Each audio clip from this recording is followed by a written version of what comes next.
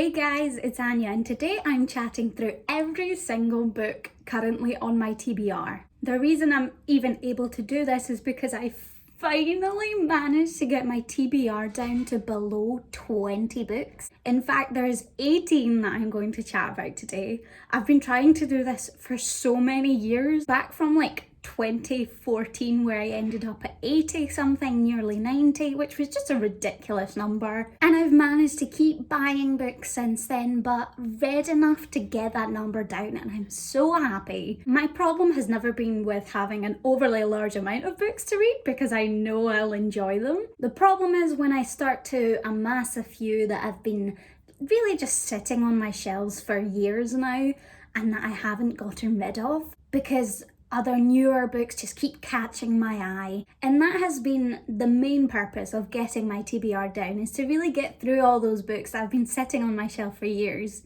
I've managed to do that pretty well. About like half of the books that I own now I would consider as quite old books, but being that half is 9, I don't mind that so much because my big goal is to get through all of those by the end of the year. I'm going to chat through all of the books on my TBR, starting with the ones I've owned the longest, that being back from 2015. The first I'm going to chat about are non-fiction titles, the first being I Am Malala by Malala Yousafzai. This of course follows the story of Malala, who stood up against the Taliban to fight for education for girls, and is truly an inspiring figure to have grown up alongside hearing and watching her story. I got this book back in 2015 for my birthday and I never got round to it because I think I was just a little bit young at the time to truly appreciate it. In a very similar space is Bought and Sold by Megan Stevens. This is a non-fictional tale where Megan recounts her own experience as a sexual trafficking victim. This is another book that I bought when I think I was just a little bit too young, and I think subconsciously knew that and therefore never ended up quite picking it up.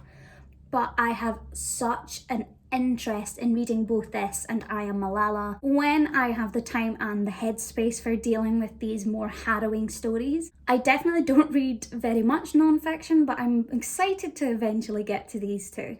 Next I have Noble Conflict by Mallory Blackman. This is a dystopian tale by Mallory Blackman, who's the author of Noughts and Crosses, and that's how I knew her, mostly also through her work with Amnesty International. And she was just an author that I was hearing a lot about and was really interested in reading. I did end up struggling a little bit with getting into Noughts and Crosses and never ended up picking this up. I think also the specific genre of this and it being a more middle grade dystopian story sort of stopped me from reading it, in that back when I was reading a lot of younger books I wasn't as into dystopian, and then when I got into dystopian I was getting a lot more into adult literature. That being said, this book remains on my shelf and is one that I plan on getting to just enjoy from maybe a different perspective. In a very similar way, and that's a bit of a younger book, is The Finisher by David Baldacci. I received this as a gift rather than buying it myself, so I wasn't as eager to pick it up when I first got it as I was with other books. And I think because I know that this is a younger fantasy novel that I received just as I was getting into the Brandon Sandersons and Scott Lynch style novels, wasn't really what I wanted at the time. I also haven't actually heard as much about this book, but I do definitely plan on picking it up and hopefully actually getting more into middle grade books in the future, because I haven't read that many of them, but there is such a different style of enjoyment that I really hope these two books are going to inspire me to continue on with. Next, I have The Duff by Cody Kiplinger. This is a book that everybody was talking about back in 2015 when I bought it, and I just never got around to reading it. I haven't seen the film. Most of the time when I read contemporary, it tends to be really fluffy summary reads, and I know that this is a little bit more heavy than that, although it does have a promised romantic aspect that I'm excited for. I've never quite felt the urge to really read this, but I do want to pick it up eventually. I know it's relatively short, and maybe then I can watch the film straight after to compare the two. And the last book I have from 2015 is Gone Girl by Gillian Flynn. This is another book that I got back in 2015 and was maybe just a bit too young to read. Again, it was a gift and I definitely remember even trying to read it, but I think found the plot just in the writing as well, just a little bit too dark and heavy. Since that time though, I have read a little bit of Gillian Flynn's work, primarily her short story What Do You Do, which is in the anthology Rogues put together by George R.R. Martin.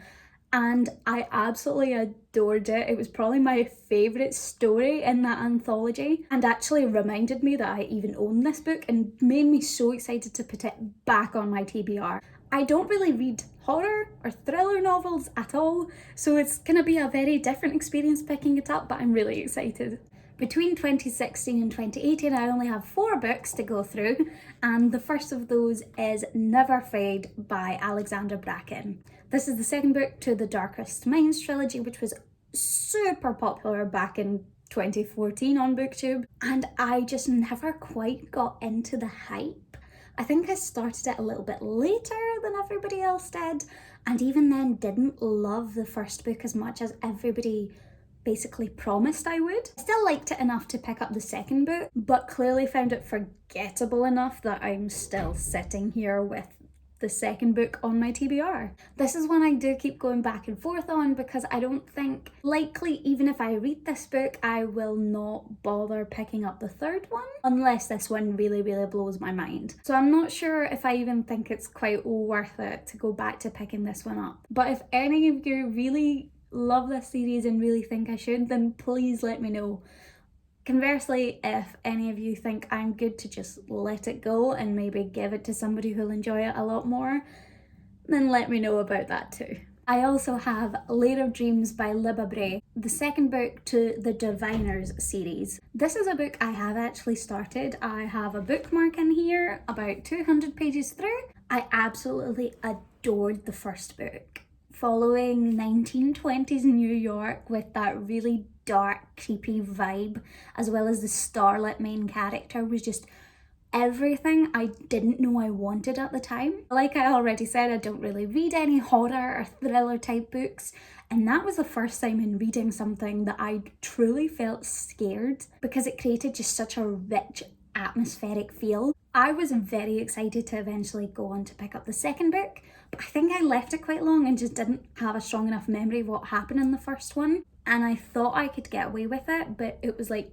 200 pages in and I was like, I'm still not feeling anything for this story, and I really don't think it was because the story wasn't good. I think I just lacked the connection. So my plan for the future is to start again, go back and read a really comprehensive synopsis of book 1, then pick this book back up from the beginning, because I think Libba Bray's writing is just magnificent, and this is a series I so want to finish, and it was just really unfortunate that that got put on pause for a long time. The next book is a release that I'd been so excited for at the time it came out, and that is Because You Love to Hate Me, compiled by Anne-Marie. This is a short story collection by 13 different authors working with 13 different booktubers that have given them short story prompts, all focusing on villains. It's no secret that I adore morally grey characters and love roguish types. I mean, the other short story collection I talk about quite a lot is Rogues, so it was very fitting that this would be the other one I wanted to pick up. The problem is that I think I tried to read the two very close together, and it was just so many short stories when what I really wanted was to sink my teeth into a big, thick, steady story. And what ended up happening is that I got through about 3 or 4 stories in this collection and put it down and haven't quite picked it back up again. Especially now that my TBR is smaller though, I want to try reading a short story at least like between books that I go to pick up, because it's absolutely feasible. And this is full of stories by authors I absolutely adore. So it's really just a bit embarrassing that I haven't gotten to it yet. I also have one more non-fiction book, and that is Almost Adulting by Arden Rose. I got this book for my 18th birthday, but I just never got around to reading it. It's essentially like a self-help instruction book on growing up and getting into actually working out your adult life. I just hadn't seen the greatest reviews on it, and I'd heard a lot about this being more storytelling than it was informative. So I think I wasn't that drawn to trying it out, and like, again, just found more interesting things to read. It is super short though, like it's under 200 pages, and I think that's what's kept me from actually getting it off my TBR or giving it away. And I want to get to it really soon because I think it'll be an interesting experience, especially now that it's been a few years since my 18th birthday, even if it isn't the most informative of stories. So that was the list of books that I've had for quite a long time, and they're all in my goal to be finished by the end of the year. Now we're moving into books that I bought either last year or this year, and they're the ones that I have to say I'm really excited for, and will likely be disappearing off my TBR a little more organically than the others. The first of these is Children of Virtue and Vengeance, the sequel to Children of Blood and Bone by Tomi Adeyemi. This is an African-inspired high fantasy series that was super popular a few years ago as well, and I really liked the first book and the direction it took. I think I'm waiting a little bit longer just because it's taking a while for the third book to be announced, and I don't want to have to wait too long between them, but it's a book I'm generally very excited for. I have another book that was a gift, and that is The Book of Dust by Philip Pullman. I got this because my boyfriend and I were watching His Dark Materials, the TV show, and I was really enjoying it. I haven't actually read any of Philip Pullman's other books, nor seen the other films, and I think that's what's kept me from going into this, because I'm not actually quite sure if I can jump into it without knowing the story that concluded previously, but I'm gonna look into that a little bit more. And if it does turn out that I need to wait a bit longer, then I'm going to just watch the TV show, because the TV show is really great, and then eventually get round to this newer series. I also have the 7 Deaths of Evelyn Hardcastle by Stuart Turton. I know that in the US this is called the 7.5 Deaths of Evelyn Hardcastle, which I have to say is a better title, but I live with it. It's fine. This is also a book that's going in a slightly different direction for me because I don't read a lot of mystery, but there was a time a couple of years ago where I was hearing a lot about Agatha Christie and actually taking part in a class production of And Then There Were None, and it really motivated me to pick this book up, especially because of how much hype it was getting. The premise sounds so interesting, with the main character basically jumping between people's bodies to try and figure out this murder, reliving the same day over and over until he gets it right. Such a fantastical spin on classic mystery stories, and I just find it so intriguing, and I'm really excited just for the intrigue and drama of the entire situation. Then we have Saga Volume 7 by Brian K. Vaughan. I've been quite recently binging the Saga series, and this was a very recent buy to continue on with that read through of them. I'm really enjoying getting through Saga. It's my first real deep dive into graphic novels, and it was a really great place to start. The story just really keeps going and getting better. They're also really quick to read. They only take a couple of hours sitting down. I know some people say they take half an hour. Ironically enough, it takes me longer to read things with pictures in them, but this is definitely something I would recommend if you're looking to get into graphic novels. The last sequel I have on my TBR at the moment is The Reaper at the Gates by Saba Tahir, the third book to the An Ember in the Ashes series. Now, reading An Ember in the Ashes has just been a really weird experience in terms of absolutely loving the books as I read them and then forgetting everything that happened, and then it taking me ages within the second book to remember it, but then really enjoying it as well, and then it took me a while to pick up this sequel. But either way, I have this third book now. I bought it this year, and with the fourth book now being out, I'm very much planning on getting to this soon. It's just a really great Roman-inspired YA fantasy. I adore the main characters, especially the relationship between Laius and Elia and the turn that has taken. And it's another one that I plan on having a really good browse through some recaps and then continuing on with.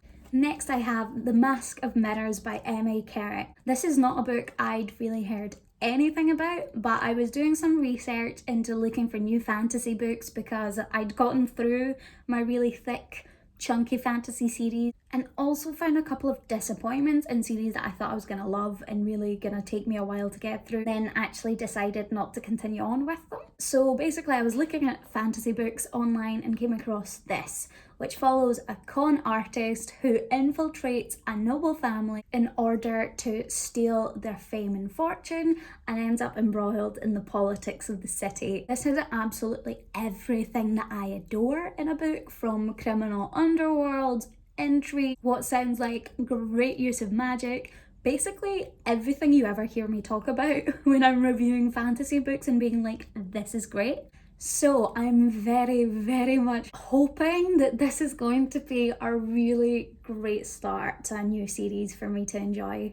Second to last here, I have Call Down the Hawk by Maggie Stiefvater. This is the beginning of the companion series to Maggie Stiefvater's Raven Cycle, which is a series I absolutely adored.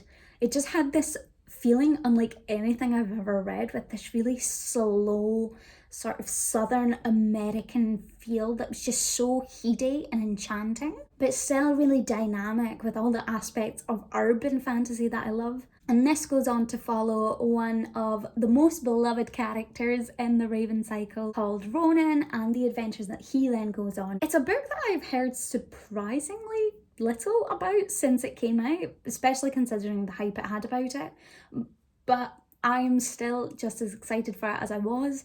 It's been a few years since I read the Raven Cycle, but honestly that's a series that I really want to reread. So even if I end up feeling like I have to do that before I read this, which I don't think is going to be the case, but even if it was, I might just make it be the case because I love Maggie Stiefvater and I love the world she created in this series. And the last book I'm going to talk about is The Gilded Ones by Namina Forna. This is a new release that just came out this year. It sounds like a brilliant YA fantasy following a girl who is about to experience the blood ceremony within her village that essentially marks somebody as being accepted. However, at the ceremony, her blood does not run red, it runs gold, and it marks her as a demon. However, she's approached by a woman who offers her a place in the Emperor's army with other girls just like her who have golden blood and magical abilities. This has had brilliant early reviews and has been specifically recommended for fans of Children of Blood and Bone, which I've already talked about and said that I loved. I think it sounds like a really great female-driven story and just something really dynamic. I especially love young warrior women. That's a trope I will always get behind. And so as soon as I saw that this was being released this year, I had to have it. It's not been on my TBR for very long, and I don't think it's going to be on my TBR for very long. So that's it from me today, and for all the books that I currently own which I haven't read. It's a number that I think is definitely going to be increasing in the future, but hopefully with a big turnover change as I get these books off my TBR and bring new ones in. So if you're interested in that, definitely look out for my book hauls in the future. Thank you guys so much for watching, and I'll see you all soon. Bye!